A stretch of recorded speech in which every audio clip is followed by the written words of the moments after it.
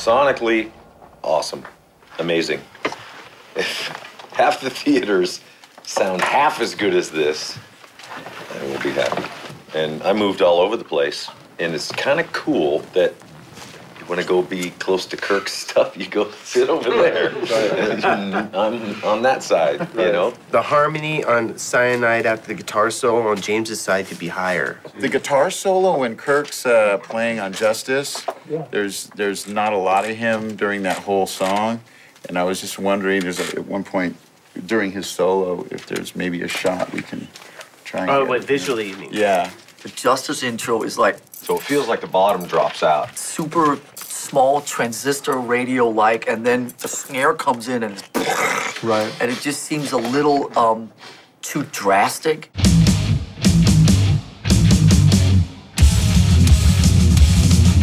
Justice, as it sounds everywhere, is one of the better sounding songs. Big, extended bottom end, nice top. The top end of that is sort of the model. I also felt that these are the type of things that are way harder to when you just zero in on them, but it's like when you just watch the whole thing. I felt that the War Pyro, even though it's so fucking effective, it just seemed louder than anything else. Go! I am He-Man. She-Ra. We want some action, baby!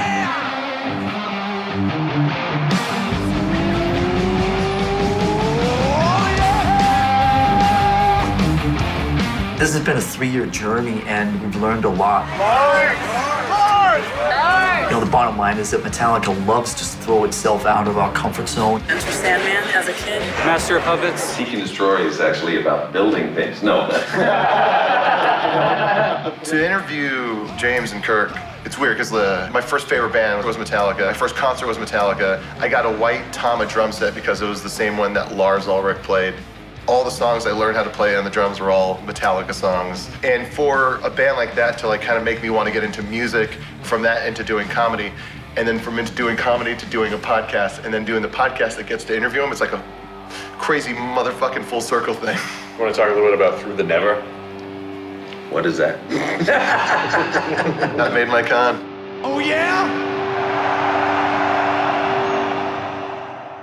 I'm sure you all know of a band by the name of Metallica, is that correct? Metallica is here at Comic-Con. So, guys, could you tell us about that stage? It looks kind of amazing. We had a couple of near-death experiences on there. I almost turned to shredded wheat at one point, and I almost turned to toast at another point. What you got, man? I just want to say, for those of us who've been listening to you for our whole lives, I just want to say thank you for listening to us. Yeah. Right on, man. Thank you. Thanks for that. All right. Thanks for that. So now we surely must have time for one more since that was so short. Where's the secret show, and can we have tickets?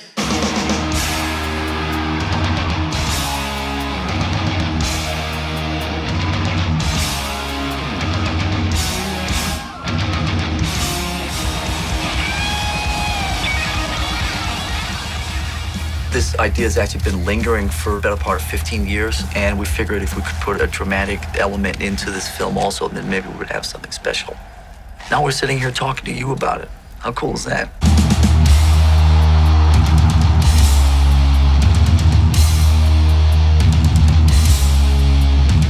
It's not necessarily that, you know, great music inspires music and great film inspires film. They can also sort of inspire each other. There's nothing like seeing what you've helped create come to life on the big screen.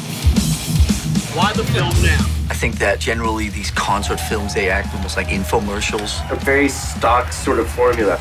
You see them in the dressing room, you see the lights go down, you see them walking out on stage. I don't think anybody needs to see another Metallica member get in and out of a limo or see another Metallica member trying to fold lunch meat on a piece of bread. We just threw all that out the window.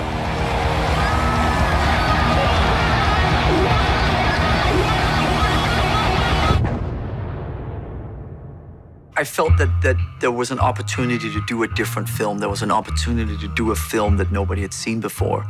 There was an opportunity to do a film that I'd never seen before. We figured if we could somehow put a dramatic narrative into a concert film, that could maybe be really cool. And that's, you know, what I explained in Nimrod. And he was gung-ho and ready to go, and then he went away for a few months and dreamed up the character of Trip and the whole sort of post-apocalyptic nightmare that follows.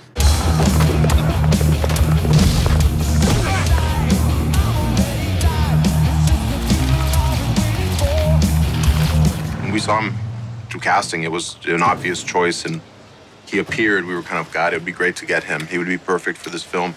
And I know Lars and the band were fans of his. Stick around over here, okay? He is Trip, and there was nobody else. He was on a list of one, and it was just like, this guy is perfect. Test 1, 2. I can hear it. Can you hear it?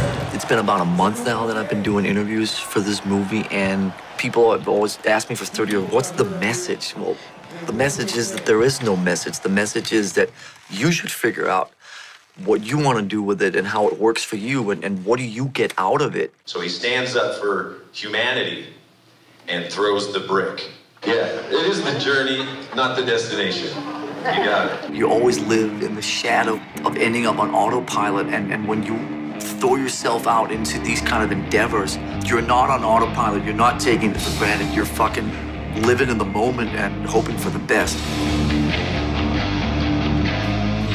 For me, this movie is all about a journey, a musical journey, number one. Number two, it's an individual's journey through a bunch of different challenges, and there's all these metaphors for spiritual challenges I think he's experiencing.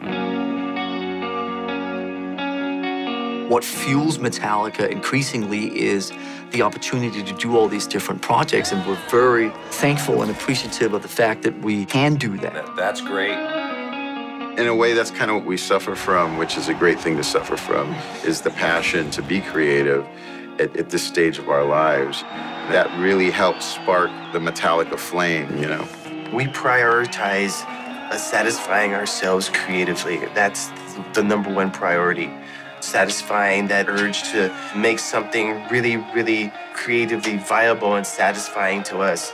And for that something to be good enough to put the Metallica name on. It's that journey that really drives us and has been driving us for the last 3 decades and continues to drive us now.